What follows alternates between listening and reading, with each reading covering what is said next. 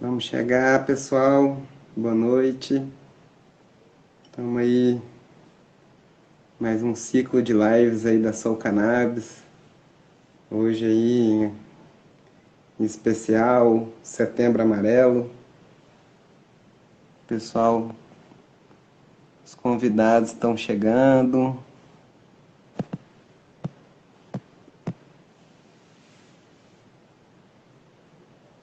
Já pediram aqui para entrar, para compartilhar a tela.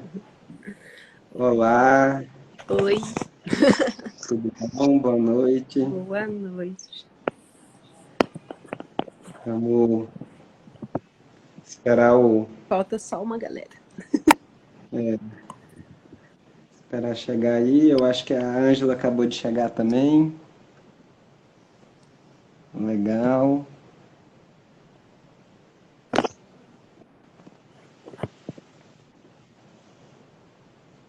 Aproveitando, né? Oi, Ângela. Pessoal, oi, Tudo Derek, oi, Maíra. Oi, ó, Será que eu tô com delay hoje? A outra vez eu fiquei meio perdida aí no tempo e no espaço, né?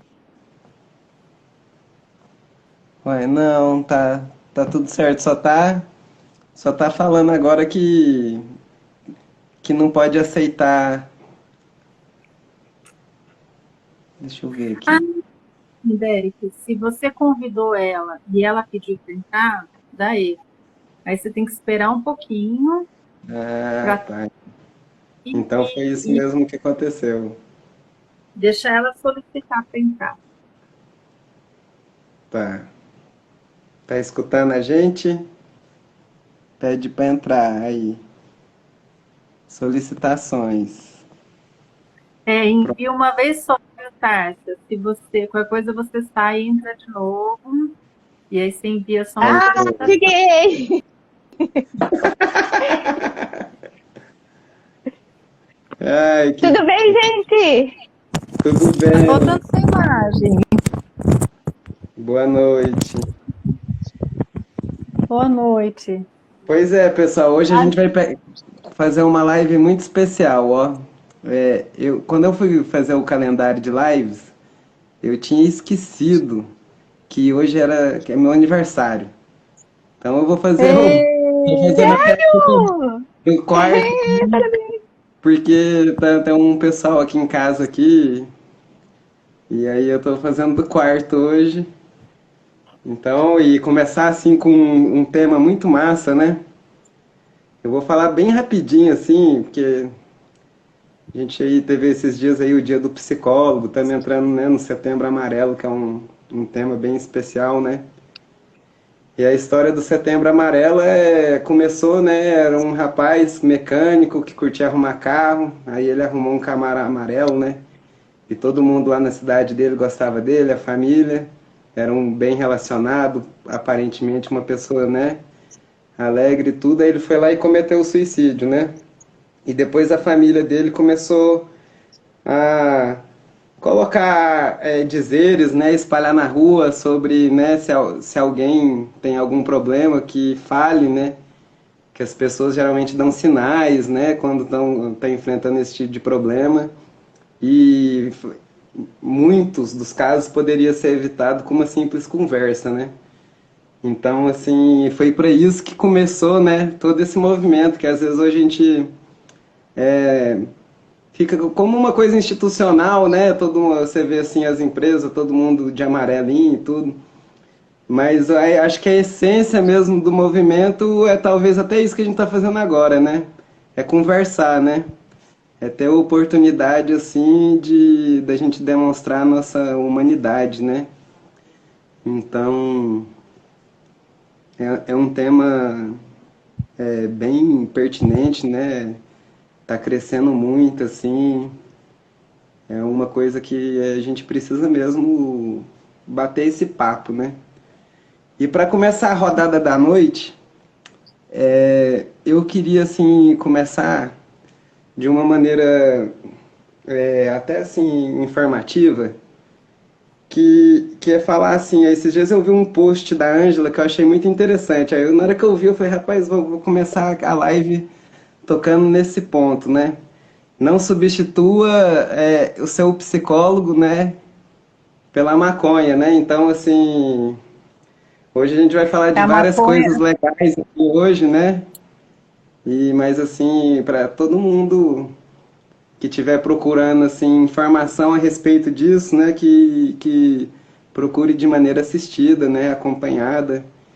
Aí eu vou chamar assim as convidadas da noite para já tocar nesse assunto que eu toquei, falar um pouquinho e já se apresentar para a gente dar a entrada aí nesse bate-papo de hoje. Aí eu já vou passar a bola para a Ângela, para fazer então uma coisa assim mais direcionada. Obrigada, Derek. Feliz aniversário. Fico muito feliz de estar aqui, né? Um dia muito especial. Você é uma pessoa muito querida, muito importante, né? Acho que vem várias reflexões do que você falou, né? A gente sempre fala, né? Maconha não substitui psicólogo, também não substitui outros terapeutas, né? E acho que questão de saúde mental envolve muito a fé também, né? De cada um tem o seu desenvolvimento interno, né? É algo que faz muita diferença. Mas você falando, eu lembrei de uma frase que uma vez eu, na Defensoria Pública, logo quando eu entrei lá a primeira vez, eu peguei um panfletinho, né? E aí eu fui conhecer o trabalho do CAM, fui ter uma outra abordagem interna lá dentro. E a frase que estava escrita lá, que me marcou demais, é que a justiça começa no diálogo, né? Todo tipo de justiça começa no diálogo. Então, seja nessa questão jurídica, seja numa questão social, seja numa questão de acesso de direitos, né? A gente só consegue construir se a gente tiver um espaço para dialogar e se a gente tiver pessoas querendo conversar também, né? Que é algo muito, muito difícil mesmo. A gente, às vezes, está em sociedade e as paranoias tomam a frente, né? E outras situações acabam dificultando ainda mais as coisas, né? E a justiça para acontecer. Então, a justiça vem de muitas formas, né? E quando a gente se sente injustiçado na vida, é algo que dificilmente tem remédio, né? Porque as situações passam e mudam e a gente não tem uma máquina do tempo para voltar atrás, para reviver e para refazer a história. Né? A gente tem que encarar daqui para frente, como fazer daqui para frente, né? Como resolver daqui para frente, como ser resiliente na vida, né? Esse é um processo muito difícil, principalmente quando a gente ainda está no meio da luta, né? Mas aí, aproveitando para me apresentar, né? Meu nome é Ângela Boim, eu sou fisioterapeuta, sou mãe de uma menina autista, né, de 8 anos, aí transformadíssima pelo uso medicinal da maconha. A gente tem uma história muito longa aí, tanto de militância pelo autocultivo, quanto de militância pela ciência no Brasil, né, pelos direitos da pessoa com deficiência, pela liberdade de cultivo, de acesso à medicação, pelas questões do SUS, do CAPS também, né. Até eu conheci a Maíra nessa batalha pelo direito da pessoa com deficiência, não foi nem pela questão da maconha, né? Então, fico bem contente de trazer ela aqui, porque é mais uma prova do diálogo, né? A gente vai construindo as coisas vão acontecendo, né? E eu tenho aí uma história que eu tenho muito orgulho de contar, de viver e de poder continuar construindo, né? Até agradeço porque o Derek veio aí no meio dessa pegada também, há muitos anos atrás, né, Derek? Muito aprendizado junto, crescimento junto humano, né? De muitas coisas que aconteceram aí nesses anos. Acho que o pessoal que não vive a militância da maconha, não vive a necessidade dessa medicina no Brasil, não tem noção do que a gente passa e do quanto a gente tem que ser resiliente para aprender e a se superar todos os dias, né? Que a meta é ser feliz com saúde mental, né, Derek? Bom, É difícil, é difícil. E a injustiça bate a porta todos os dias, né? Mesmo com decreto, mesmo com lei, a gente acaba sendo impedido de viver aquilo que tem pra gente, né? Mas estamos aí. Acho que eu vou passar a bola aqui para a Maíra. Deixa eu abrir aqui. Seja bem-vinda, Maíra. Oi, gente, boa noite. Bom, eu sou Maíra, sou conselheira do Conselho da Pessoa com Deficiência. Foi assim que a gente se conheceu, na verdade. Eu sou deficiente visual, por isso que eu fico um pouquinho mais perto, porque senão eu não enxergo. E eu sou uma mulher branca, de cabelos castanhos abaixo dos ombros. Estou com uma camisa listrada e atrás de mim tem um armário. Estou sempre meio que com carinha de cansada, assim, de quem tem filhos. E é o hábito da gente se autodescrever. Mas a gente devia ter feito, viu, Maíra? A gente sempre esquece. A próxima rodada eu me apresento assim, todos nós, vamos fazer exercício. Bom, antes de mais nada, parabéns, né? Feliz aniversário, Derek. A gente vai cantar um parabéns aqui depois. Bom, como a Angela falou, eu sou bem ativista na parte da pessoa com deficiência. Eu nasci com deficiência visual, mas eu não me descobri como deficiente até bem mais tarde, até com 40 anos, quando minha visão de fato deu uma piorada. Então eu tinha 20% de visão, mas eu não me via como deficiente. E aí quando foi para 5%, eu fui meio que obrigada a encarar a realidade ali, perceber que eu sou uma pessoa com deficiência. E aí eu, de repente, entrei muito mais nesse mundo. Era um mundo que já fazia um pouco parte da minha vida, né? Pela educação que eu tive, mesmo no processo assim, de alfabetização, tudo que eu tive que conviver, eu convivi com outras pessoas com deficiência, mas não era uma coisa que eu achava que eu me reconhecia, né? E aí isso tem muito a ver com o preconceito da gente mesmo, em muitos momentos, né, que a gente mesmo não percebe. E a Angela me convidou justamente para falar sobre essa parte, a parte do capacitismo, a parte de como as pessoas são julgadas como incapazes muitas vezes, né, e já colocadas ali nessa caixinha, com esse dogma. Esse preconceito, gente, ele é muitas vezes velado, né? Ele vem às vezes em forminhas assim de alguns comentários, algumas brincadeiras, algumas coisas que a gente nem percebe, tipo, ai, nossa, cara, tá cego, nem me cumprimentou, né? Então, umas coisas assim que a gente não percebe o quanto pode ser ofensivo para uma pessoa, né, com deficiência. E quando a gente fala de pessoa com deficiência ou, né, mesmo da parte da saúde mental também, a gente esbarra em algumas questões aí que vão desde a superproteção, né, que também é uma forma de preconceito, também é uma forma de achar que o outro é incapaz, até aquela inclusão, aquela falsa inclusão, né, que a pessoa coloca ali só para falar que colocou.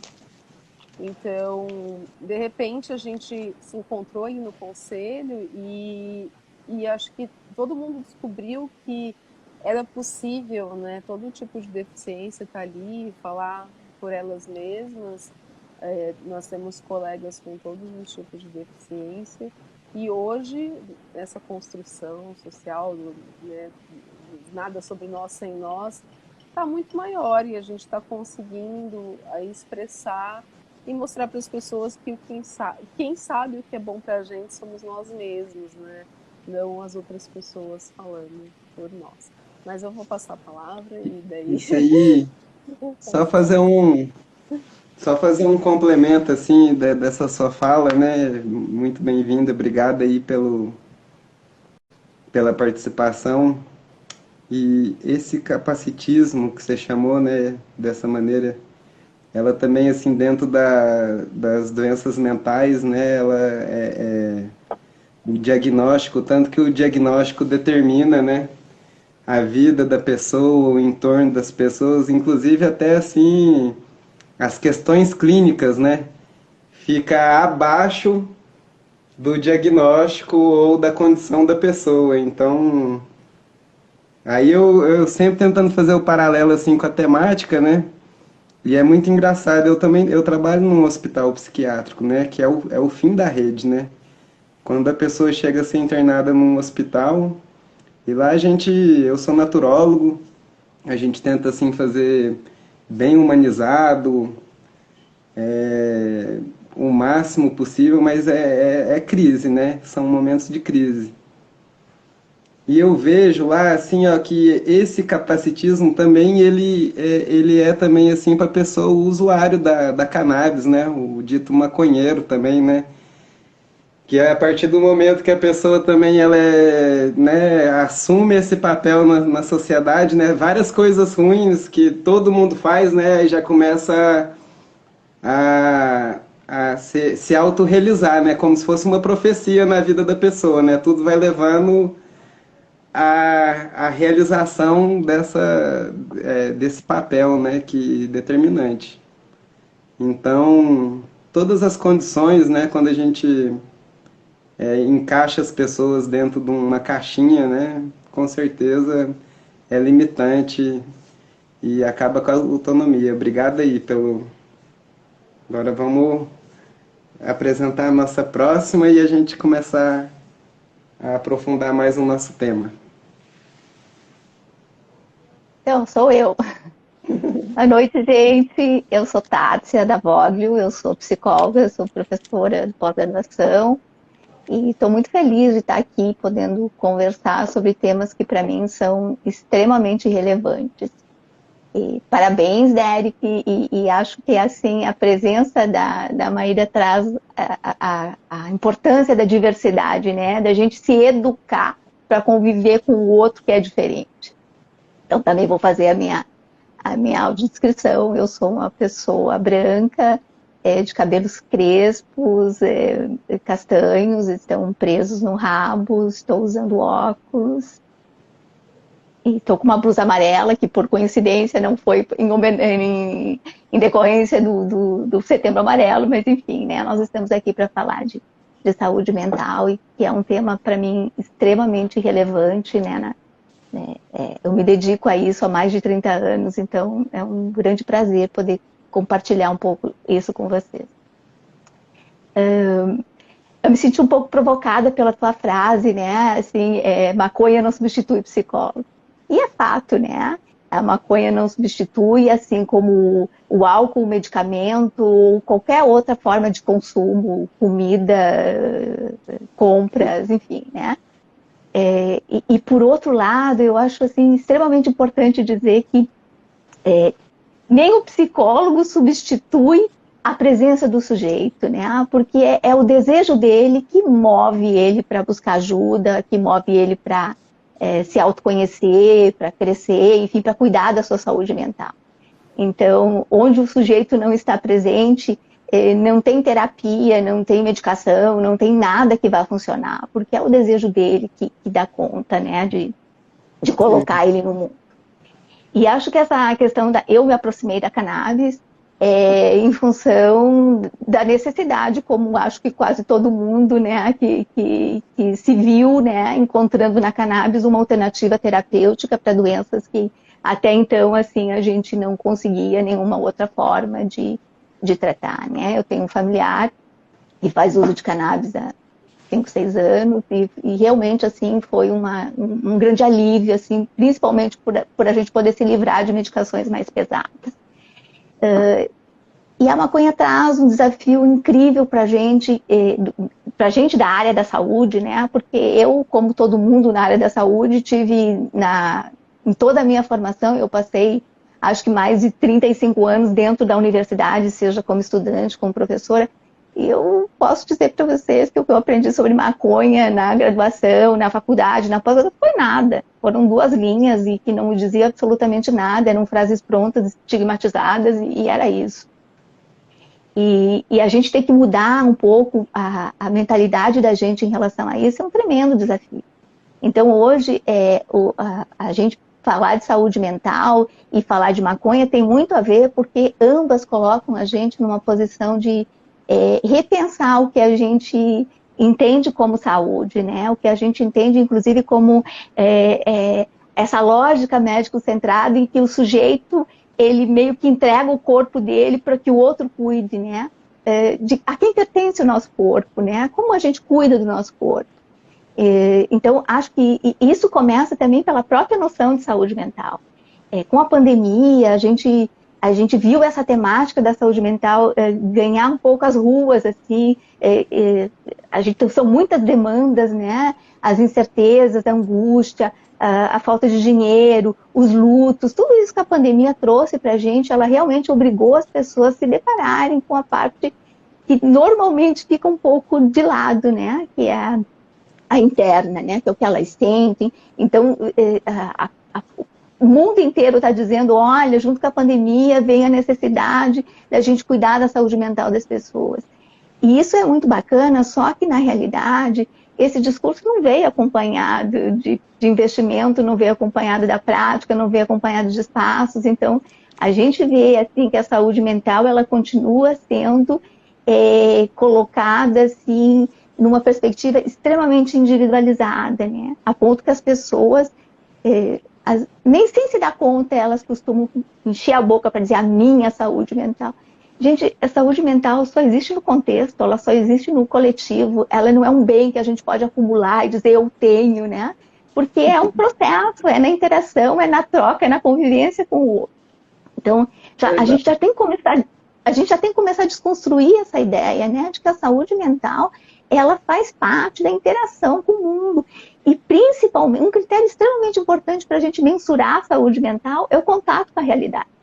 Quanto mais eu consigo lidar com a realidade, mais eu estou próximo daquilo que a gente pode dizer de uma pessoa saudável, né? Quanto mais eu me utilizo de mecanismos, seja de encobrir a realidade, de negar a realidade, de tentar dissociar, de tentar fragmentar essa realidade, menos eu estou próximo daquilo que a gente pode chamar de saúde mental. Então, a capacidade da gente lidar com a realidade é extremamente fundadora, assim, né, daquilo que a gente chama de saúde mental.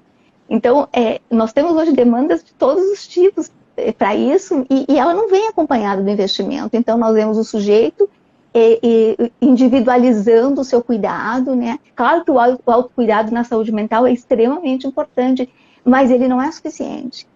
Se ele não vier acompanhado, né, de políticas públicas, de todas as ordens, né? Porque o sujeito que está desempregado, ele tem muito mais dificuldade para estar num estado de espírito que favoreça ele conviver bem com o outro, conviver bem consigo.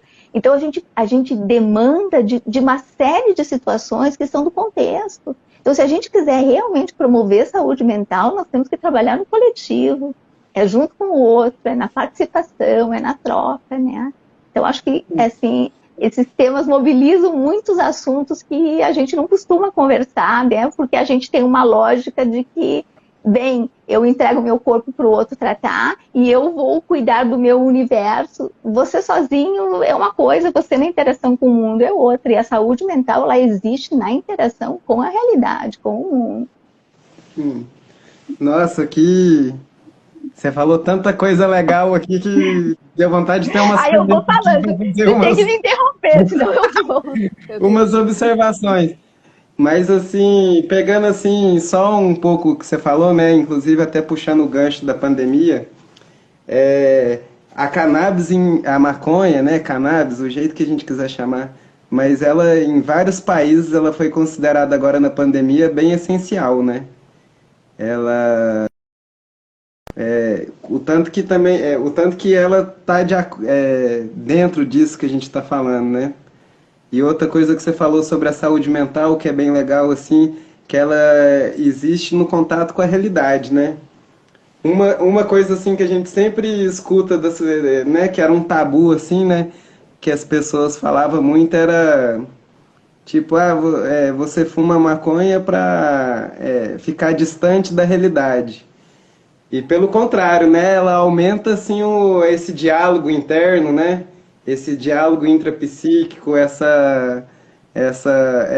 contato com a sua realidade, né?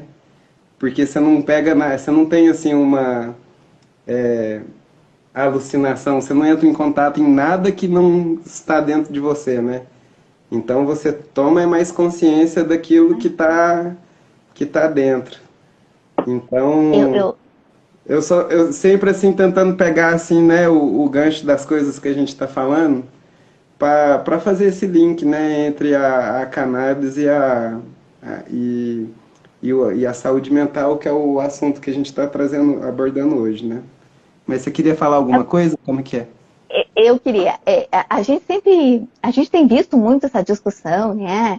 É, o quanto a maconha, a cannabis interfere na saúde mental, ou prejudica a saúde mental. Então, acho que essa é uma discussão que, para mim, ela já está mais ou menos superada, né? Porque quase tudo pode provocar tudo, depende da dose, depende do jeito que a gente usa. Então, a gente pode falar, tudo que a gente fala sobre os riscos da maconha, a gente pode falar sobre qualquer outro medicamento.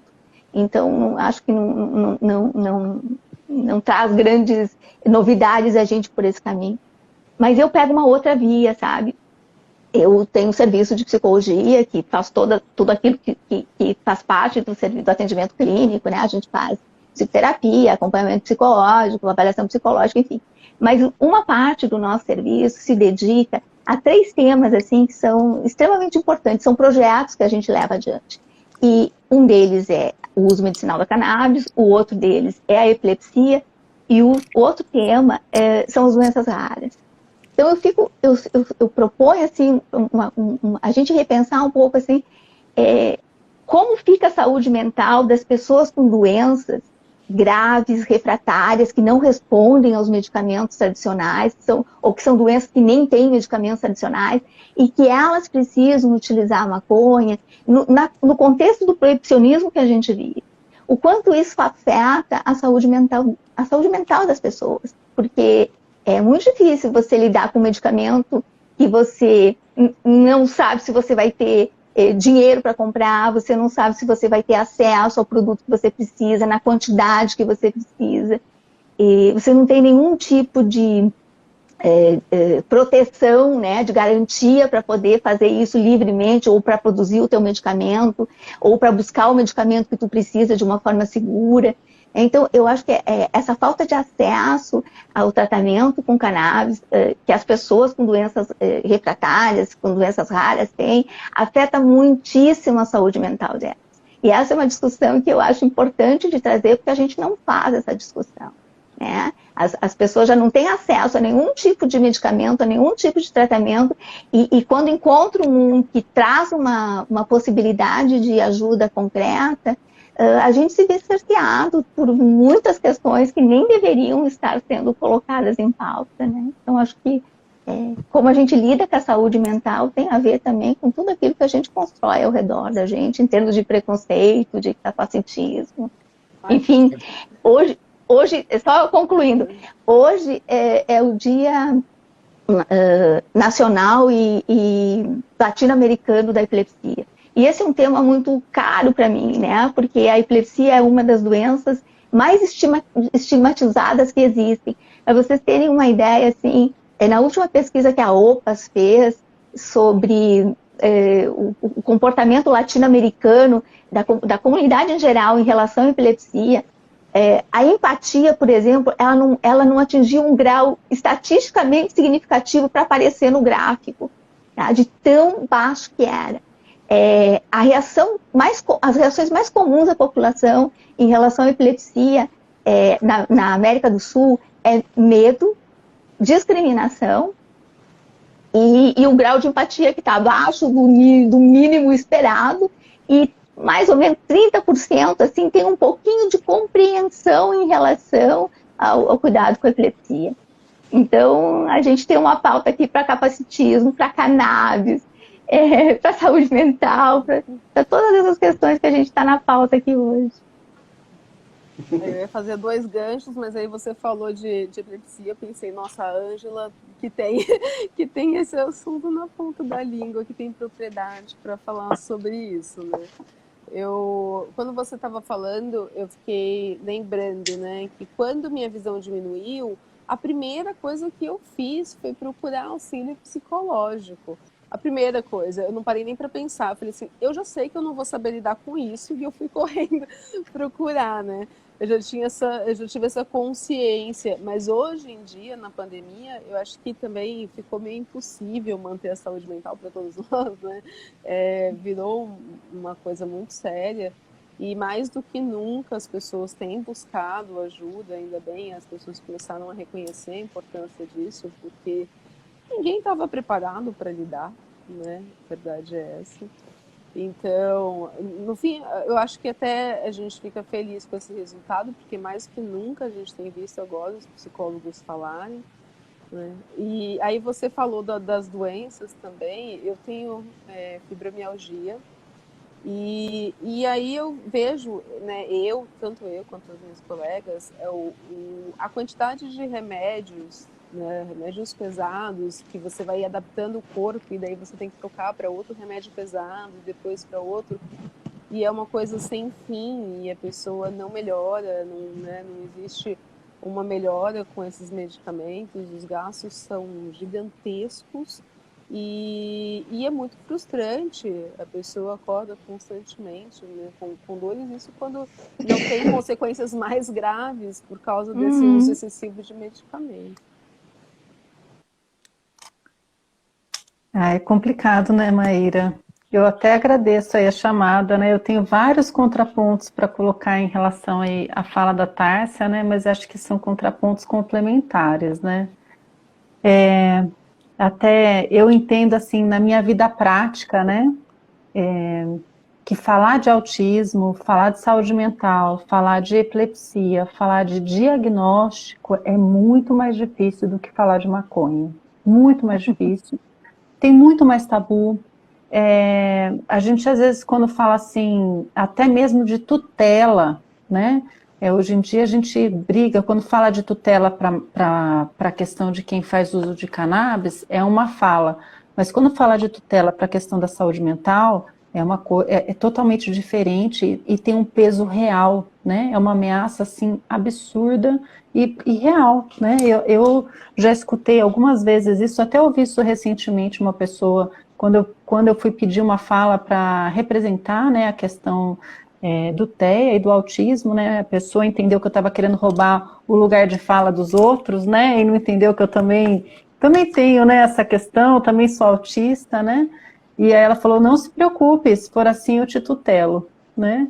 E eu na hora demorou para entender o que ela estava falando, né? Porque acho que tem certas falas que trazem uma ameaça que é tão inaceitável no ambiente que eu convivo, mas eu tenho visto isso até para essas questões de movimentos políticos, que tem sido algo realmente concreto e real, né?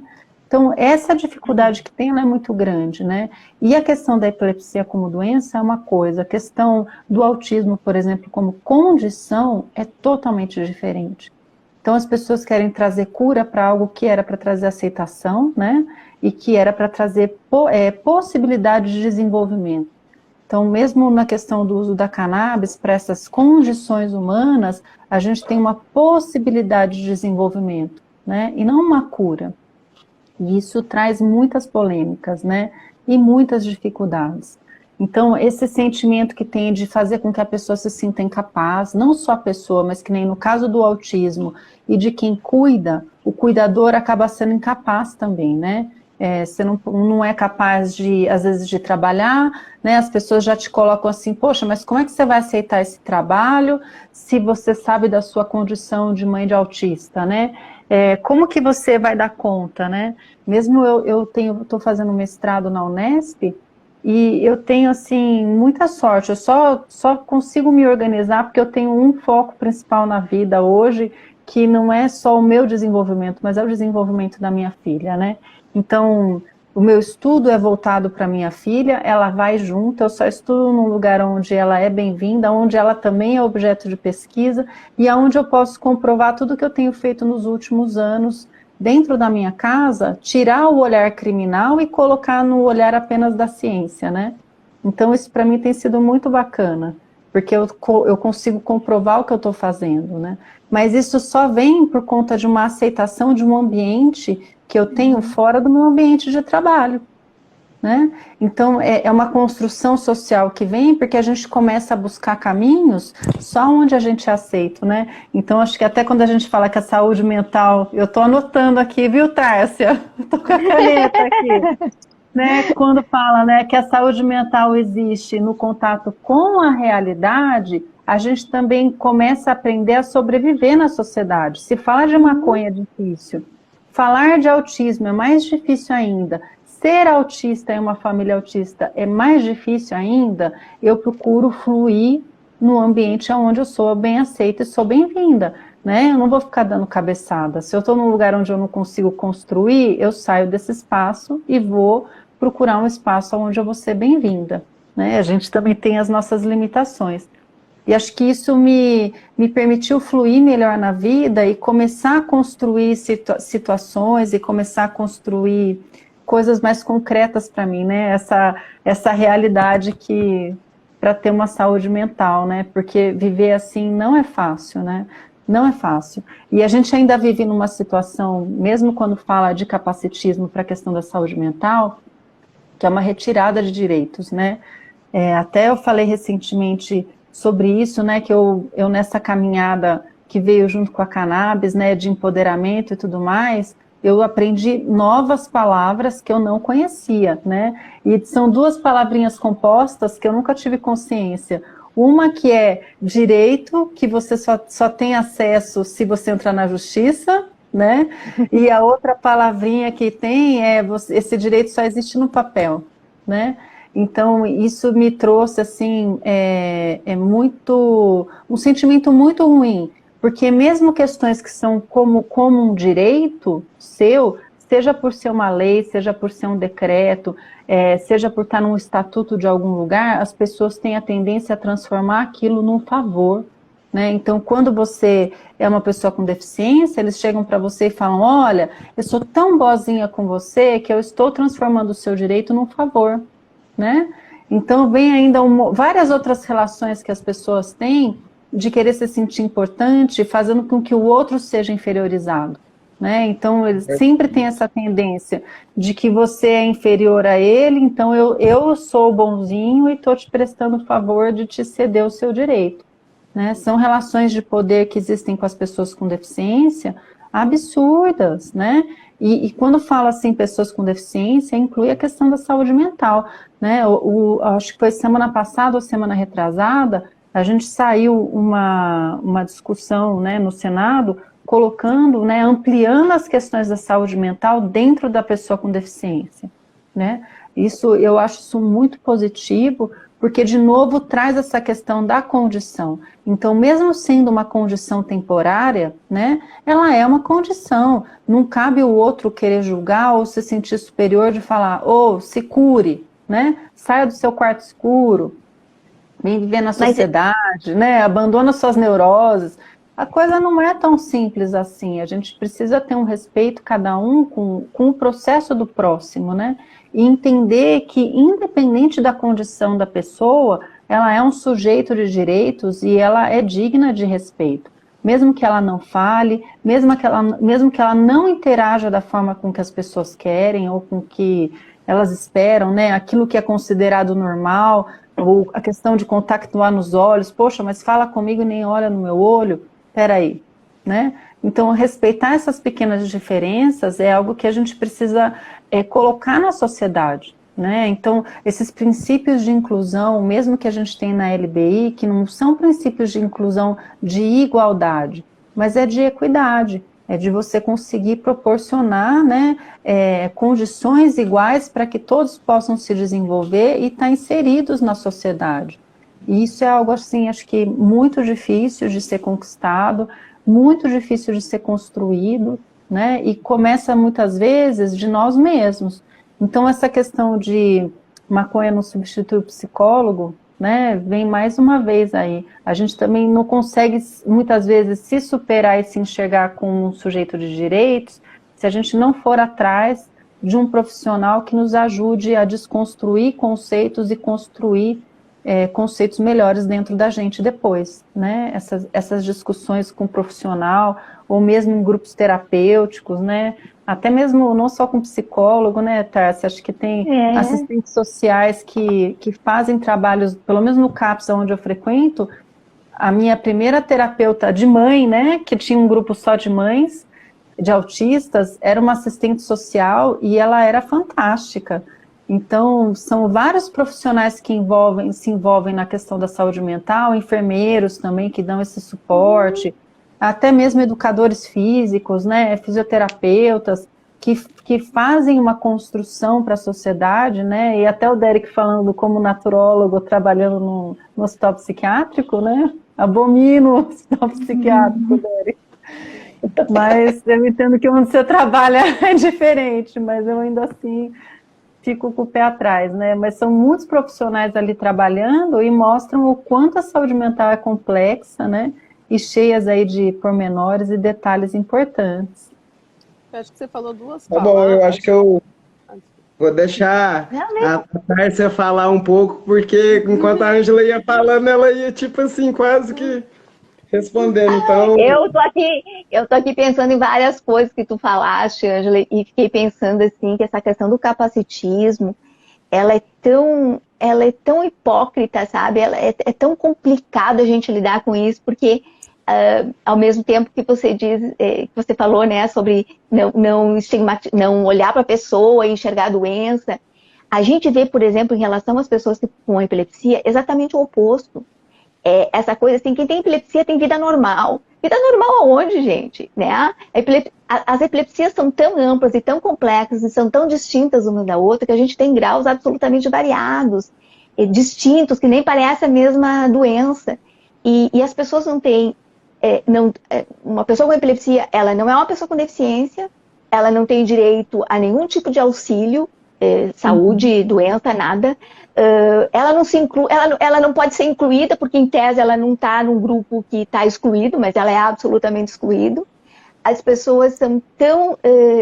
é tão difícil, a doença é tão complexa, que as pessoas não conseguem nem fazer um ativismo em busca dos próprios direitos, porque elas estão muito debilitadas, né, a incerteza de tu ter uma crise a qualquer momento é uma coisa muito complicada.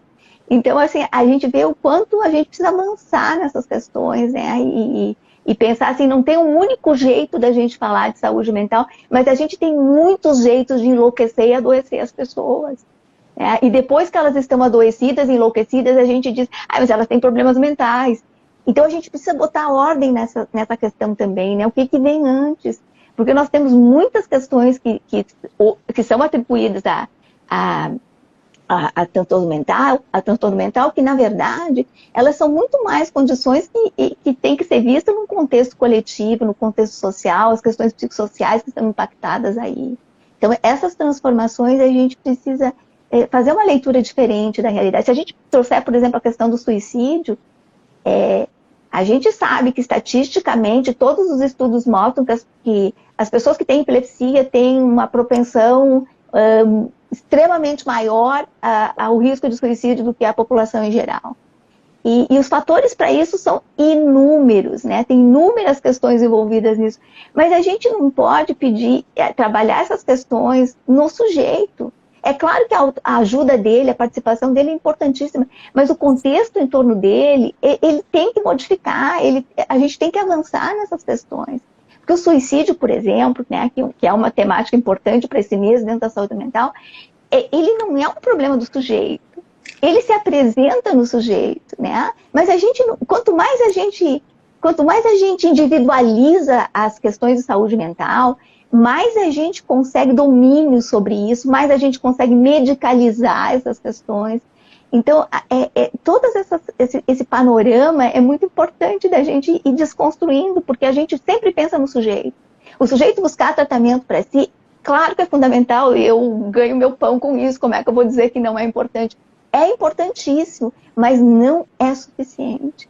A gente precisa de políticas públicas, a gente precisa de um contexto que seja menos hipócrita, que acolha o outro, que não seja capacitista, que lide com a diferença. Então, todas essas questões, elas estão aí para a gente pensar. É o paciente identificado, né? No caso, assim, quando a pessoa, né, comete o suicídio ou chega a procurar uma ajuda, né? é aquela pessoa dentro da dinâmica familiar que de repente teve até, né, a coragem de assumir, né, aquele desequilíbrio que geralmente a gente vê assim um desarranjo das dinâmicas, né? É, Vem social, é igual você falou, tem uma ordem, né? Que não é só o sujeito, é sempre em relação assim a essa nossa comunicação com o mundo. E aí é bem legal você falar isso, né? Porque a gente tem um sistema endocannabinoide, né? Que ele busca assim esse equilíbrio, essa homeostase. Tanto assim das nossas atividades celulares, funções fisiológicas, mas também assim esse diálogo, né, com, por exemplo, assim, as coisas de fora, a natureza, o meio ambiente. Se você está assim, né, num ambiente que é cuidado ou desleixado, isso tem impacto sobre você, né? Uhum. E que essa leitura quem faz, né, é o sistema endocannabinoide. E assim, as evidências já são muito grandes, né? Quando a gente fala assim, por exemplo, assim, em termos do CBD ser ansiogênico, ou até mesmo assim do THC ser sedativo, né? Que são duas condições que contribuem muito assim para dormir, né? Que dormir, por exemplo, garante, né, a saúde mental também como um todo, porque é dormindo que a gente vários processos fisiológicos, hormonais, né, até da mente, descanso, assim, acontece. Então, com certeza, assim, aquela, você falou no começo, Tarsi, sobre que é evidente, né, que a cannabis ela traz essas condições, né, para a saúde mental e que não precisava ser nem discutido, né? Eu considero também que não precisa ser discutido, mas a gente precisa dar uma alertada, só o pessoal que está escutando a gente, porque, por exemplo, assim, essas substâncias elas possuem um efeito que a gente chama bifásico, ou seja, ela pode, dependendo, igual você falou, da dosagem, ela pode calmar ou agitar. Isso só dependendo da dose, da quantidade, da frequência, né? Também, assim, a janela terapêutica, né, da cannabis, que ela vem construindo aquilo que você falou, assim, de um atendimento médico centrado, remédio centrado, né, medicamentoso centrado, que a janela terapêutica é muito grande. Você vê uma criança pequena tomar várias gotas para uma mesma condição que uma pessoa adulta sente os benefícios com uma. Então, a cannabis ela vem desconstruindo também as terapias porque ela traz esse olhar para si, né? Ela obriga de alguma maneira, não é só prescrever e receitar, né? A pessoa tem que ir olhando e tem que ir sentindo, tem que ir conversando com o médico, com o terapeuta. E ao mesmo tempo, esse sistema endocannabinoide, ele está assim diretamente assim ligado também assim com a nossa realização, né, a produção de dopamina, sentir assim, né, pertencido, amado, fazer as coisas que gosta, achar a sua vocação, o seu dom na vida, né?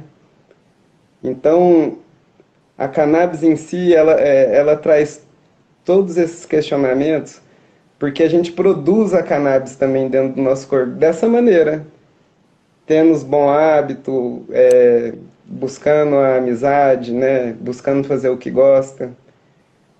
Então, assim, dentro desse contexto, né, que a gente está falando, que é dois universos, né, que se entremeia, que é a saúde mental, né, e a cannabis. Ela vem trazer vários aspectos, né, vários elementos, igual a gente tá vendo aí.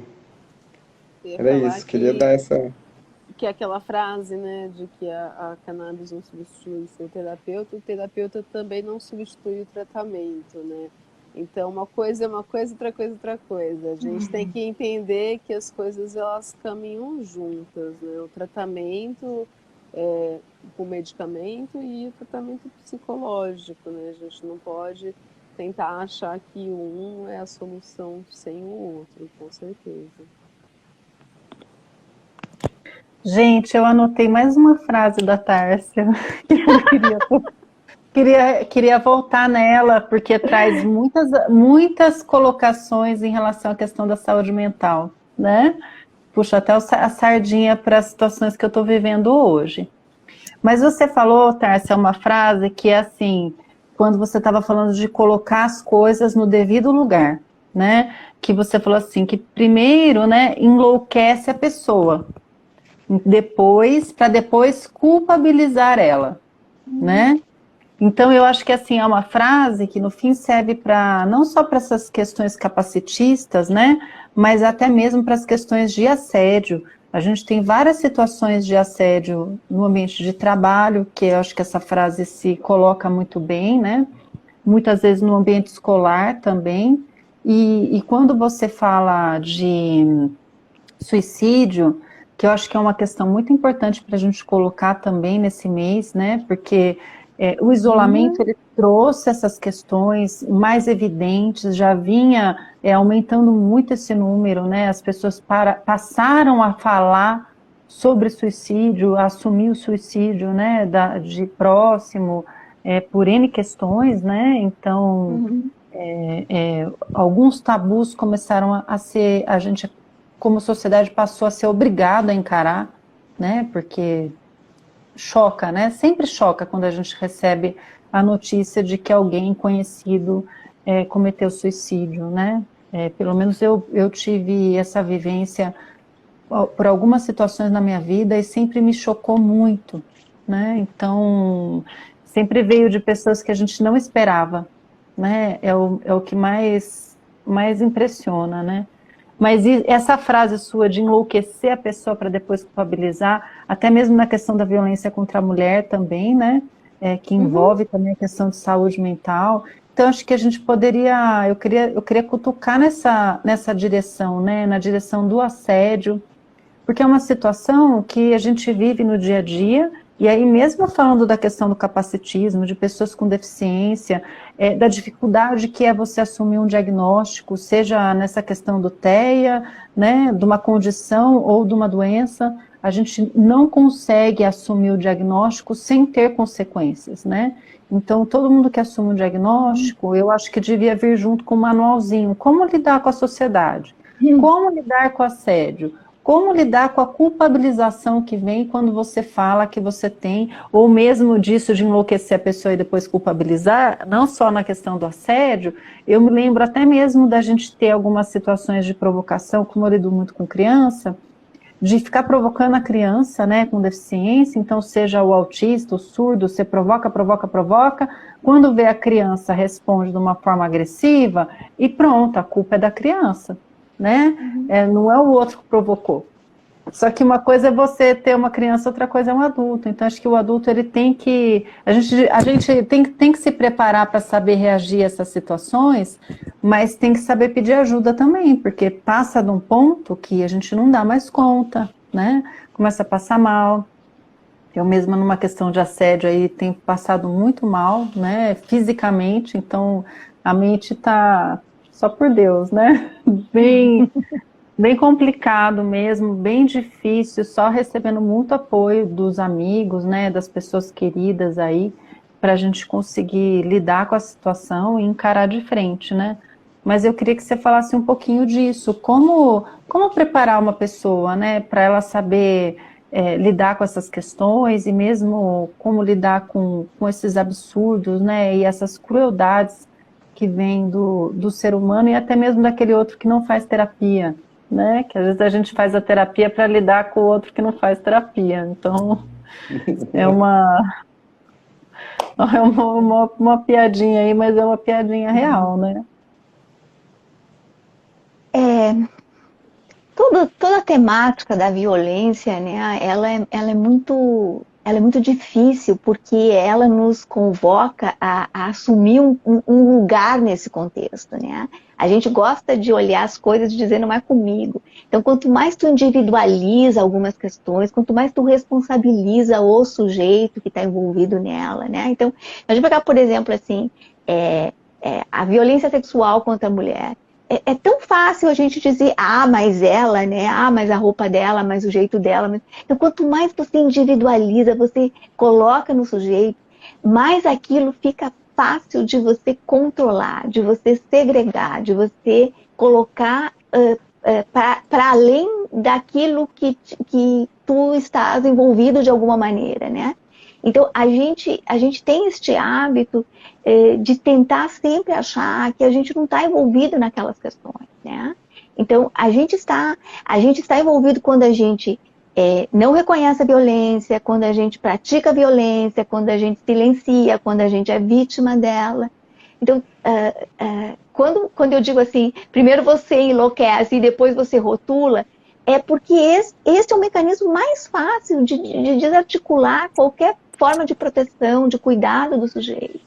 Porque ele fica invisibilizado, né? Ele fica responsabilizado por muitas coisas que às vezes nem depende dele, que estão num contexto que ele simplesmente está absorvendo aquilo, né?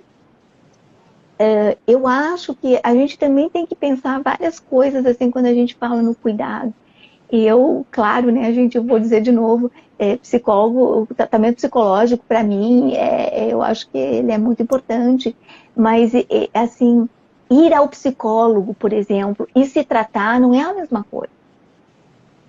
Você pode ir no psicólogo 2, 3, 4 vezes por semana, mas isso não necessariamente significa que você está envolvido no processo de se reconhecer, de se olhar, de reconhecer não só os teus conflitos, os teus defeitos, mas as tuas potencialidades também, porque às vezes a gente tem muita dificuldade para reconhecer aquilo que a gente tem de bom também. A gente se faz boicotes, a gente tem inúmeras situações assim que a gente acaba não jogando no nosso time, a gente faz contra o tempo inteiro. E eu, quando falo de saúde mental, eu acho que essa é uma questão fundamental. Tem a parte do sujeito, tem o desejo dele que tem que estar ali, né, fazendo com que ele seja protagonista da sua própria condição, da sua própria situação, mas nós temos um entorno social que tem que dar conta de tudo isso. Seja para lidar com a violência, seja para lidar com o transtorno mental. Os transtornos mentais não brotam do nada, gente. Isso é uma coisa que a gente não consegue aceitar muito bem, né? Se nós olharmos hoje, por exemplo, voltando à questão do suicídio, o suicídio entre os jovens é uma coisa que saltou assim, estratosfericamente. Nós vamos culpabilizar as crianças e os adolescentes por isso? Ou nós temos que reconhecer que nós, adultos, estamos falhando em coisas elementares, em coisas básicas, né? Que é constitutivo, que é parte daquilo que a gente precisa para se desenvolver e se manter minimamente organizado num contexto que demanda o tempo inteiro. Então, eu acho que, assim, sabe, Ângela, complexo, são tão complexas as questões, elas são tão imbricadas uma na outra, que a gente não pode pensar, assim, por exemplo, que a dificuldade de cuidar da saúde mental está dissociada das questões de violência. Porque as violências que são cometidas em nome, às vezes até em nome do cuidado com o outro, são absurdas, gente. Eu trabalhei em instituições psiquiátricas, eu vejo o tempo inteiro coisas assim que são constrangedoras, que mesmo as práticas hoje que a gente tem, práticas que a gente tem de cuidado com o outro, a gente precisa revisitar isso e repensar se são realmente práticas de cuidado ou são práticas alienantes, são práticas capacitistas, são práticas que segregam o sujeito, né? E eu volto a dizer de novo, né? A questão do corpo aqui é importante. Nós, historicamente, chegamos num momento que, como sociedade, né, nós delegamos o cuidado do corpo a um outro que diz que tem um saber sobre isso. Então, a gente não precisa se preocupar. E claro que a maconha, nesse sentido, para mim, ela é fantástica, porque ela diz, não, você é o protagonista. Ninguém vai te dizer qual é que é a dose ideal para você, de qual cepa, de qual... Não tem, é você que vai ter que se observar, que vai ter que se olhar, vai ter que se escutar. E isso, gente, é uma reviravolta, assim, em termos de saúde, né, de cuidado com o outro. Porque o protagonismo volta para o lugar que ele nunca devia ter saído, que é do sujeito. Então, e isso para mim é uma questão assim que a gente tem um ganho enorme se a gente conseguir discutir isso. E esse protagonismo é muito difícil de ser mantido. Todo mundo quer tirar do sujeito, porque o sujeito empoderado, ele não se coloca num lugar de que vai aceitar aquilo que não é justo, aquilo que não é digno. Né? Acho que a saúde mental, para mim, ela traz uma questão que é talvez a mais importante de todas, né? Que é o resgate da dignidade. Acho que a gente só pode falar em saúde mental se a gente tiver uma condição digna de vida. E isso significa ter comida, ter uma casa para morar, a gente ter respeito do outro, a gente ser valorizado, a gente não ser discriminado. Então, é um kit muito grande de coisas. Mas a dignidade é talvez a única coisa que, de fato, nos assegure saúde mental. Todas as outras coisas a gente vai construindo, mas essa faz falta demais. Nossa, que aula, hein? É muito bom te escutar falar. Você fala da Todas vocês, né? alienação, Mas, né? assim, nossa, obrigado, viu, Tarso? Alienação da sociedade, de fato, né? A sociedade ela tem a tendência a tentar isolar e tirar da sociedade mesmo essas pessoas, porque a sociedade não sabe o que fazer com a gente, a verdade é essa. A sociedade não sabe onde te colocar, ela não sabe como pensar, não sabe como reagir, ela tem um misto de medo, de preconceito, então ela realmente aliena ali, tira, né? A imperfeição, ela nos incomoda, né? A gente não quer ver corpos deformados, a gente não quer ver corpos com limitações, a gente não quer nada disso, a gente quer o perfeito, a gente quer o ideal. Essa lógica higienista, gente, ela devia ter sido suprimida há muito tempo. Então, as pessoas falam hoje de saúde mental, mas elas não têm a mínima noção, a grande maioria, do que está falando. A gente tem que fazer um resgate histórico desses e entender da onde que nós saímos e como é que nós chegamos aqui e como nós estamos nos desarticulando hoje de novo, né? Eu volto a dizer, a pandemia disse, o mundo inteiro disse isso, precisamos cuidar da saúde mental das pessoas. Efetivamente, na prática, o que está se investindo nisso? Nada. Eu vi os meus colegas, assim, nessa época de pandemia, se aviltando, assumindo tratamentos a preços aviltantes, né? Porque não tinha quem bancasse, então se ofereciam e às vezes até tratamentos gratuitos, que não é possível, gente. Um tratamento psicológico é muito diferente de um tratamento dentário, de um tratamento médico, que você vai lá algumas vezes e pronto. O tratamento psicológico implica vínculo de continuidade, às vezes você assume um compromisso com uma pessoa e você vai continuar vendo essa pessoa por muitos anos. Para um profissional, isso fecha a tua agenda. Então, tu não pode trabalhar num valor que não te permita ter qualidade de vida, porque a tua saúde mental vai ficar deteriorada no meio disso. Então, a sociedade precisa... Então, todo mundo deu um jeito. O sujeito que estava ruim deu um jeito de se ajeitar, os profissionais deram um jeito de acolher, mas isso é jeito. Nós precisamos de políticas públicas de saúde mental, que o pouco que nós tínhamos estão ruindo, né? Onde você encaminha hoje as pessoas que demandam de cuidados de saúde mental? Cuidados efetivos, cuidados legítimos, não é faz de conta, não é enfiar remédio, não é nada disso. Onde a gente coloca isso, onde a gente busca, que políticas públicas nós temos? Nós não temos. A rede é muito importante, né? Para a saúde mental, a rede é muito importante, porque ela não deixa o sujeito desamparado. Mas o acesso do sujeito na rede pública para o cuidado de saúde mental é ridículo, né, gente? Porque a quantidade de espaços para isso, de atendimentos, de profissionais disponíveis, não contempla minimamente o mínimo indispensável. E os psicólogos, eles não são inseridos nas equipes como elementos importantes. A gente está ali, mas a gente incomoda. Essa que é a grande verdade. A gente incomoda muito, porque a gente pensar, por exemplo, no próprio suicídio, né? O suicídio, Vocês fazem a gente pensar, Tárcia, não adianta. A gente incomoda. Tem que incomodar. O suicídio, ele é o quê? Ele é construído na mente, mas ele é operacionalizado no corpo. Você vê o quanto isso dá para enlouquecer no meio disso, de tanto pensar, né? Porque, assim, Se você pensar em coisas dissociadas, o suicídio é a primeira coisa que vai dizer que não tem dissociação, porque você toma uma decisão psíquica, mental, e ela é operacionalizada, ela é praticada no corpo. Isso diz pra gente assim que não tem como fatiar o sujeito, não tem como a gente não olhar as coisas de uma maneira integral, não tem que separar mente e corpo, não existe isso. Um sujeito que sofre, ele sofre integralmente. E se o sofrimento dele vai aparecer num transtorno mental, ou numa doença física, ou se a doença física vai promover um desequilíbrio fisiológico, metabólico, ou um desequilíbrio psíquico, tanto faz. Esse sujeito está em sofrimento, ele precisa de cuidado, ele precisa de ajuda.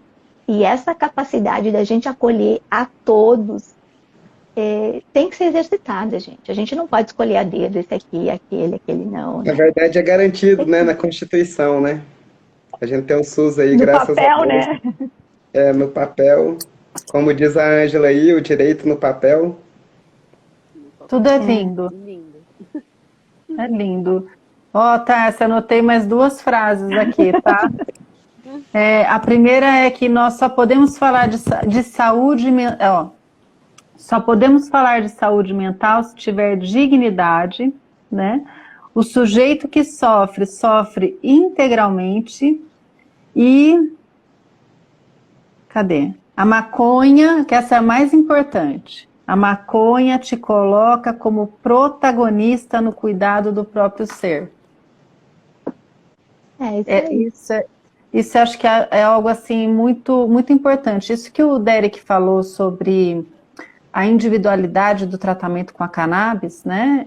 É um tratamento individual. Às vezes as pessoas ficam assustadas quando eu falo assim, que a planta que eu tenho em casa para a Luísa, né, que eu tive a oportunidade de desenvolver para minha filha, ela foi para minha filha. Não necessariamente ela vai dar certo para outras pessoas, né, ou para outra questão autista. Mas a gente tem que pensar no tratamento como um tratamento individualizado, né?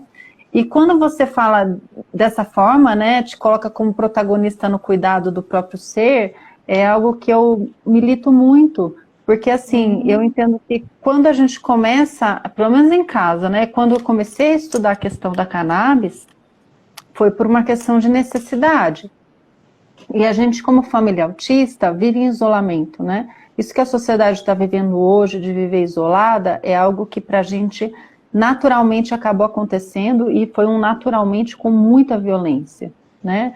Seja por conta das crises, seja porque a sociedade não aceita, porque você sai de casa, as pessoas têm medo, quando você fala que tem autismo, as pessoas têm medo, ou as pessoas reagem de forma grosseira, né, agressiva. Quando vi a minha filha tendo convulsão na rua, também era algo que assustava muito os outros, né? Então, você tem 1, 2, 3 convulsões todos os dias, você não quer mais sair de casa, né?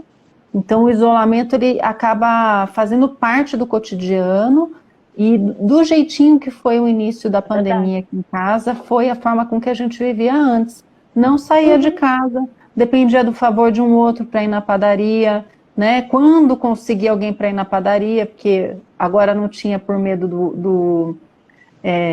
do Covid, mas antes era porque, como assim você vive em isolamento? Mas ao mesmo tempo você que pariu, você que cria, você que não saia de casa com a sua cria, né? Então é um jogo assim sempre muito cruel e muito perverso, né? Mas quando a gente começou a trabalhar com a plantinha, começou a cultivar a plantinha, aquela coisa bonita de colocar a sementinha na terra, de ver crescer, de voltar a tomar sol, de começar a ter prazer para ver esse desenvolvimento da planta, né, de ir descobrindo, literalmente uma aula de botânica, né, uma aula de biologia no dia a dia. Então acho que a prática da jardinagem, o início do cultivo, né, e mesmo tudo que veio junto, os princípios de permacultura, a consciência em relação ao que você come, ao como você produz o que você come, né, o cultivo orgânico, vamos produzir um outro alimento, e mesmo com essa questão da maconha ainda vem o conhecimento dos terpenos, né, Derek, aprender a cultivar outras coisas, então o que você vai plantar de gostoso, como que você vai voltar a ter prazer, né, não só de cultivar alguma coisa, de sentir o cheiro das coisas, de ter um alimento mais gostosinho em casa, né, fazer um tempero diferente, descobrir alimentos diferentes, né? Isso tudo trouxe uma saúde muito grande, né, Derek? Então, fala aí que você... Não, é que você falou assim, ó, incrível, tem um pessoal, uns psiquiatras da Argentina, que eles começaram a estudar cannabis a partir dessa perspectiva, analisando assim das pessoas que entravam nesse processo da jardinagem, de adquirir hábitos, aí de repente assim a pessoa não estava mais só com a cannabis, aí já coloca um alface ou uma lavanda, né? Ou uma outra, então assim Sim, você já vai entrando assim, aprofundando mesmo assim essa experiência que talvez assim como o tratamento coloca a pessoa como protagonista, a partir do momento que a gente assume esse papel vulnerável de protagonista, a gente se abre ao processo, né? E junto desse processo vem isso, os ciclos, a natureza, o A tomar banho do vida. sol, né? E tudo são coisas que produzem a nossa cannabis interna, né? Que quando a gente fala sim, o nosso sistema endocannabinoide, a nossa cannabis interna, a gente pode também ler assim como a nossa saúde mental, né, emocional, igual a professora fala muito bem, né? Não tem separação, né? Se a gente fechar o olho mesmo assim e tentar sentir o corpo e tal, isso a gente não vai ver assim uma parede que separa a emoção. A gente vai ver né? A gente é inteiro, não tem da onde que origina, né? Se está em sofrimento, o sofrimento seja onde for, dói. e Então, muito, né? então eles Isso que tu começaram, esses psiquiatras assim, começaram a ver que o efeito do tratamento, né?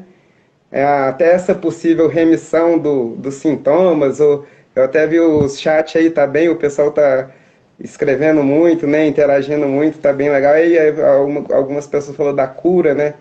Será que também, né, existe essa cura, mas os resultados, né, a eficácia é bem maior quando a pessoa tem toda essa vivência completa do que simplesmente as que só tomam o medicamento, né?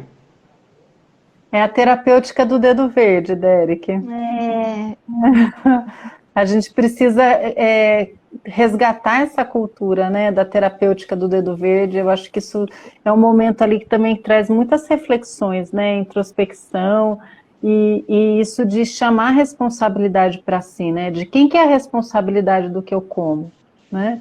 Até que ponto vale a pena a gente viver nessa sociedade louca que você escuta áudio em duas velocidades, uhum, você tem que ter o fast food, que você tem que sair correndo, que se você não está tão feliz quanto o Instagram do vizinho, você não está bem, né? uhum. Fica nessas competições desnecessárias. Até esses dias eu vi uma fala daquele, esqueci o primeiro nome dele, do Marinho, ele disse que se eu tiver que competir com o próximo, né, eu não quero viver assim, né? Quem disse que eu tenho que vencer na vida da forma com que a sociedade me coloca para ser um vencedor, né? O que é o ser um vencedor na vida, o que é competir com o outro, né? E acho que essas questões da terapêutica do dedo verde faz a gente refletir dessa forma, pelo menos eu me enxergo dessa maneira, né? Eu me preocupo mais em ter uma vida bacana e saudável do que ficar competindo com o próximo o tempo todo, né? Isso, Eduardo Marinho. Obrigada, viu, Igor? São pontos assim que a gente tem que refletir mesmo e passar a dar valor para o que realmente tem valor, né? Até que A ponto tem essência. coisas que valem. É a essência. Nesse caso aqui, a gente está falando da essência da cannabis, que envolve o nosso corpo, né? Então, você pensar dessa forma integral com a natureza, com a planta, começar a ter um outro olhar, eu acho que não é um papo gererê de maconheiro, né? É uma coisa assim real que a gente tem que ter para ter saúde, né? Então saber como o seu corpo se comporta e mesmo quando a Tárcia falou antes, né, de reconhecer as potencialidades, então você reconhece as suas potencialidades, mas esse reconhecimento pessoal, ele também deve incluir essa questão da cannabis, né? Entender que o nosso corpo ele é completo e ele tem todo um ponto de equilíbrio para trabalhar. Então, como chegar nesse ponto de equilíbrio, como trabalhar esse equilíbrio, como saber como funciona o nosso genoma, né? Questões de genética, as questões que envolvem a cannabis também estão relacionadas com a questão da genética, né? E tudo isso trazer um outro nível de consciência em relação à saúde, seja a saúde individual como a saúde coletiva, né? Então, é muito importante a gente evoluir como sociedade e usar essas pautas da cannabis para transformar, né, o mundo num mundo melhor mesmo. Eu entendo dessa maneira e acho que é muito bom ter esse espaço para poder falar dessa forma aberta, viu, gente? Acho que se não tivesse com vocês, a conversa não ia fluir dessa maneira. A sociedade ela vai impondo, né, esse ritmo de competição e de meritocracia, como se todos nós partíssemos do mesmo ponto, né? Como se a gente estivesse ali, todo mundo está no mesmo ponto, vamos meritocracia. E não é bem por aí, né? Nós todos somos iguais nas diferenças, né? Nós todos somos diferentes, todo mundo tem suas limitações, suas deficiências, e isso precisa ser levado em conta sempre. E a gente acaba não vendo isso na sociedade, não vendo essa conscientização. E essa questão, né? Você falou de uma palavra que eu gosto muito, né? Que a gente procura sempre a equidade e não a igualdade, né? É uma palavra difícil que as pessoas normalmente não conhecem. E a equidade ela é muito maior do que a igualdade. Ela é justamente você colocar as pessoas nesse ponto, né? É, partindo do mesmo ponto para que você consiga chegar na igualdade. Porque se você começa aqui, mesmo que você coloque o igual, não vai nivelar, né? Eu gosto... É que é muito. Não, pode falar. Eu acho que isso que tu está falando é super importante, é bem isso mesmo, né? A gente tem muita dificuldade de perceber que o diferente pode ser o igual, né? Que não, quando a gente quer todo mundo no mesmo patamar, a gente corre o risco de ser extremamente injusto, porque tamanho único não existe, né, gente? As coisas de tamanho único não servem para ninguém.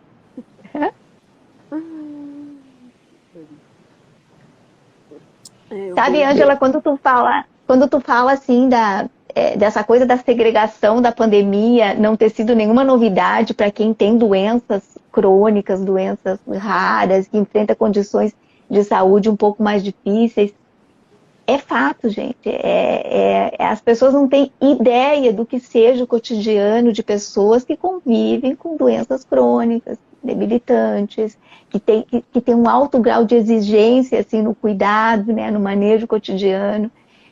Elas estão naturalmente excluídas e invisibilizadas. As pessoas não têm ideia do que seja isso. E a gente acaba assim, não conseguindo nem compartilhar isso, às vezes com as pessoas mais próximas, porque o isolamento é tanto que a gente não tem essa possibilidade de contar como é que é a vida. Como é que é a vida, como é que é o dia a dia, né, de quem tem condições que não são as comuns, que não são aquelas que, digamos assim, a maioria das pessoas foi contemplado com elas, né. Essa é uma realidade muito constante, assim, às vezes a gente falando da pessoa com deficiência, né, com saúde mental, quando a gente fala, não, a gente vai conversar com as instituições, aí a gente para e pensa, mas a grande maioria das pessoas nem está nas instituições. A grande maioria das pessoas está dentro das casas, isolado, né, fora, completamente fora da realidade. E não só pelo preconceito dos outros, né, porque já é muito difícil, você já tem que lidar com coisas diariamente que são muito difíceis. Então, acaba sendo mais fácil você não enfrentar, né? Mas a gente tem que lembrar também que você se colocar nessa posição, às vezes só vai te fragilizando e fragilizando todo o movimento com o tempo, porque esse isolamento é justamente, não ajuda a sociedade a ter que encarar o fato, né? De que existem essas pessoas, que essas pessoas estão aí, que elas são pessoas e que elas são capazes e que elas estão presentes. A gente precisa fazer com que a sociedade entenda que essas pessoas existam, que essas pessoas não podem viver à margem. E é justamente se colocar nessa posição de enfrentamento que é tão difícil. E eu acredito que somos a maioria, viu? Eu não vejo as pessoas na questão da saúde mental como minoria, porque todos são vulneráveis a essa questão, né? E mesmo quando a gente fala das lutas das minorias, das questões racistas, né? Então, quantas questões psiquiátricas traz as pessoas vítimas de racismo, né? E quantas questões psiquiátricas traz as questões das pessoas, né, que são vítimas de homofobia, por exemplo, e de tantos outros preconceitos, né? E até aproveito para lembrar, a gente não se iludam, quando a pessoa tem um preconceito com uma questão, ela vai ter um preconceito com todas as questões, porque está na natureza daquela pessoa na questão cultural, né? Então ela pode disfarçar mais ou menos uma questão, mas ela sempre mostra, né? Então, se a gente vive numa sociedade tão preconceituosa, então a maioria das pessoas são alvos de preconceito e sofrem com isso. E a gente, por mais que seja forte e por mais que queira lidar, seja com racismo, com capacitismo, com classismo, né, com elitismo, com homofobia, com tantas outras questões, por mais forte que a gente seja e por mais estrutura que a gente busque ter, uma hora a coisa vai explodir, porque não tem como, né? Então, eu entendo que somos a maioria. Das pessoas que buscam saúde mental são a maioria, mas a gente continua tendo toda essa dificuldade de assumir o diagnóstico, né, de nós mesmos responder com preconceito em relação ao próximo quando fala, ou de minimizar, né, ou de vulgarizar as questões, ou de ridicularizar muitas vezes as questões de saúde mental, né, e de não querer observar os pequenos sinais. Então, falta muito isso, né? E acho que até falta uma outra questão, que assim, todo sofrimento gera uma demanda de escuta. E quem que está disposto a ouvir o próximo num momento como o de hoje, né? Então, é muito delicado esse assunto, e acho que é uma coisa que depende da participação de toda a sociedade, né? Ter uma sociedade mais saudável depende de cada um e da postura de todos. Então, acho que a gente precisa dialogar mais, né, sobre essa questão, estar mais dispostos a conversar, né, a fortalecer o próximo, a falar sem tabu, a se superar, né, a aprender mais a cada dia, para a gente poder ter uma sociedade melhor. É verdade. Nossa, hoje o bate-papo fez eu aprender muito, viu? Obrigado, viu, meninas? Poxa, eu realmente, assim, sempre é uma surpresa, né? A gente nunca sabe, assim, né? Um bate-papo, ele pode tomar muitas direções, né? Mas foi muito agradável mesmo. O Instagram, ele tem uma política, né? As lives têm um tempo limitado, aí eu acho que a gente já pode ir, assim, agradecendo, né? A escuta. A Ângela falou bem bonitinho ali que estava feliz de estar falando assim, né? Porque o papo entre a gente chegou num lugar tão agradável que a gente fez várias reflexões boas, né? É assim que eu também senti hoje. Assim, aprendi muito. Obrigado aí, viu? E aí eu já queria chamar para o final, então, talvez mais rápido, aí a gente pode já responder, dando, né, os agradecimentos e os tchauz. A cannabis como uma porta de saída, né? A gente está aí falando em redução de danos, estamos também falando assim que durante a pandemia, né, houve até, né, assim, uma pesquisa que observou, né, assim, o aumento do abuso de substância e tudo, e que também, né, o abuso ele está dentro da saúde mental, né? Então, eu não sei, a gente não tem muito tempo mais, mas com uma saída, essa porta de saída. E é isso. Obrigado, viu? Eu que agradeço, viu, Derek? Eu sei que você está meio passado e feliz e esperando o bolo. Aí a gente também quer comer o Isso. seu bolo de aniversário, né? Parabéns. Parabéns. Bem legal, gente, a gente poder trocar umas ideias assim. São muitas ideias para pouco tempo, né? A gente só assim espirrou elas assim para que cada um aproveite o que puder, e acho que é isso mesmo, né? Que a gente pode fazer essa troca, né? Que enriquece, que faz a gente se colocar um pouco no lugar do outro, enxergar, escutar, né? A partir da perspectiva do outro. Acho que isso é extremamente importante. E acho que essa questão que vocês falaram antes, que a Ângela frisou, né? Do cuidado com a vida, né? Quando você planta uma sementinha, eu sou uma apaixonada, eu tenho todo tipo de planta na minha casa, na minha vida, rodeada por isso. Quando você põe uma sementinha ali, você vê a vida brotando. Esse ciclo da vida, ele faz você se reposicionar, porque nós humanos somos muito pretensiosos, né? Nós achamos que as coisas elas vão acontecendo no ritmo que elas têm que acontecer. Nós achamos que mandamos e comandamos muito, e não é verdade. Então, esse cuidado com a vida, esse ver uma plantinha crescer, ver você poder pegar aquilo e transformar num remédio, num cuidado contigo, isso te remete ao teu tamanho natural, né? Nós somos só mais uma partícula no meio de tudo isso. Não somos isso tudo que dizem, né, que a gente é. A gente não é nada, a gente é parte do contexto enorme. Foi um Todos grande somos prazer um estar com só. você, gente. Isso mesmo.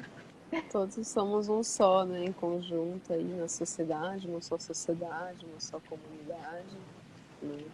Então, todos os seres na união, né? A gente precisa muito lembrar disso para ter essa humildade.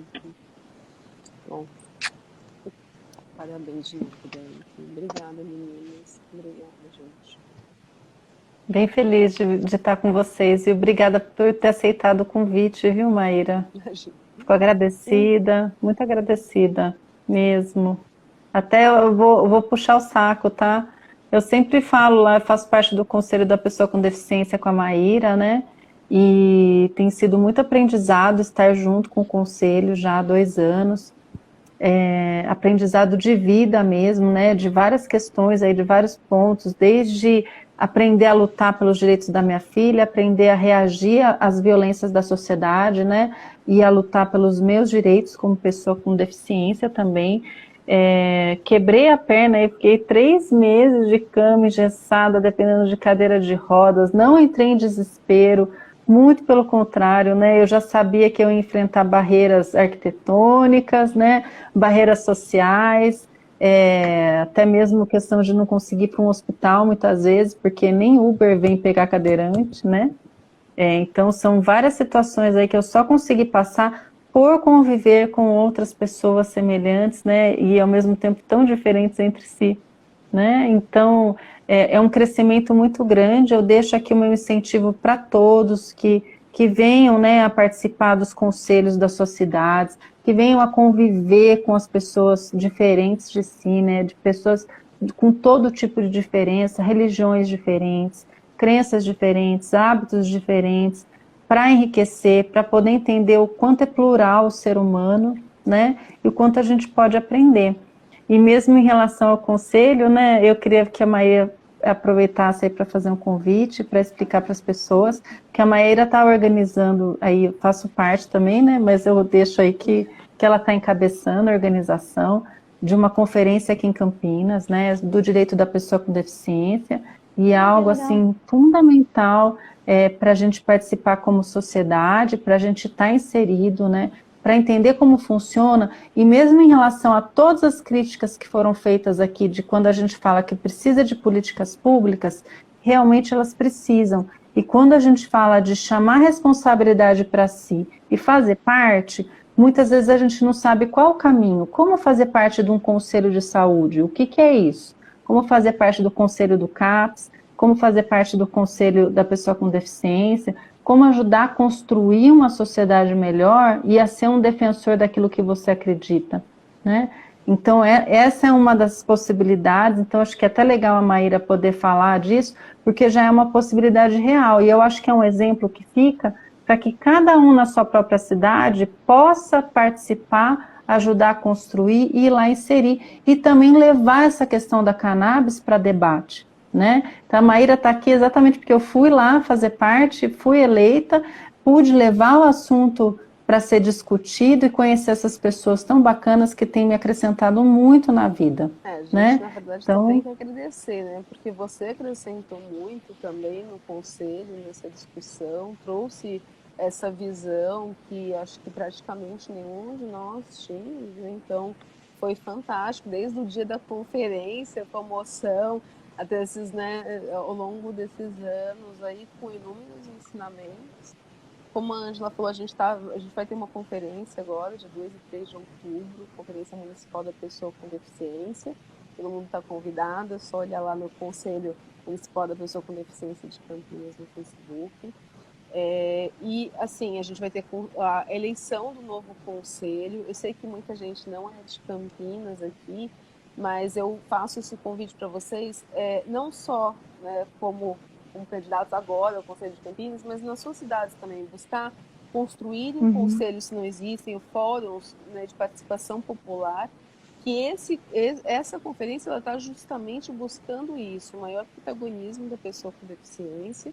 Então, a ideia é que a gente consiga construir não só conselhos, mas fóruns também. Então, eu me ponho à disposição, se alguém quiser fazer perguntas, também pode me procurar.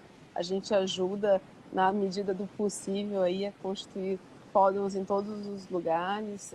O importante é que a gente se una nessa luta, porque não adianta cada um ficar isolado mesmo nas suas casas, né? A gente se unindo aí nas nossas, né? Mesmo sendo pessoas muito diferentes, nós nos unindo nas diferenças, a gente tem conseguido fazer algumas coisas aqui em Campinas. E, bom, na verdade, Ângela, o conselho, anos-luz tem que te agradecer mais do que você tem que agradecer ao conselho, porque essa questão da cannabis medicinal, ela sempre veio, né, para a gente assim, com uma ideia de, nossa, alguém que não vai legalizar, né, vai legalizar, e aí a pessoa fuma. E as pessoas não paravam nem para pensar na possibilidade de medicamento, de óleo, de nada disso, e de repente você chegou aí com tanta propriedade de fala e com tanta experiência, né? E falando de todo o processo e do quanto foi uma luta de uma mãe, né, em defesa de uma filha que conseguiu transformar a vida, e você não só como mãe, mas transformado a vida de tantas outras pessoas nessa batalha que você se dedica a ajudar, a ensinar. Então, na verdade, os agradecimentos são todos para você. obrigada, Maíra. O Derek fez muito ensinamento para mim, viu? Tá aí um professor aí. Tô agradecida, viu? Mas era isso, viu, gente? Eu queria muito deixar essa fala aí de incentivo para a construção popular, de cada um fazer a sua parte, de construir, né? O Derek está aí na construção da Sou Cannabis, que também é uma forma de construção popular, mas a gente está vivendo um momento tanto de estado mínimo, né, e de falta de construção, que a gente tem que arregaçar as mangas e fazer o que a gente precisa até conseguir construir um país de direitos de novo, né, e não de perdas de direitos, aí, que é o que a gente tem vivido. Então, fico agradecida aí, e já tomei muito tempo da festa do Derek, gente. E ainda não recebi meu pedaço de bolo aqui. Comer bolo pela gente. É isso então, olha, é um bom descanso aí para todo mundo, viu? Eu vou mandar o bolo por e-mail. Boa noite, gente. Fiquem bem, cuidem. Boa noite, Tárcia. Obrigada, viu, querida? Obrigada a Tchau. todos. Tchau, tchau. Tchau, gente.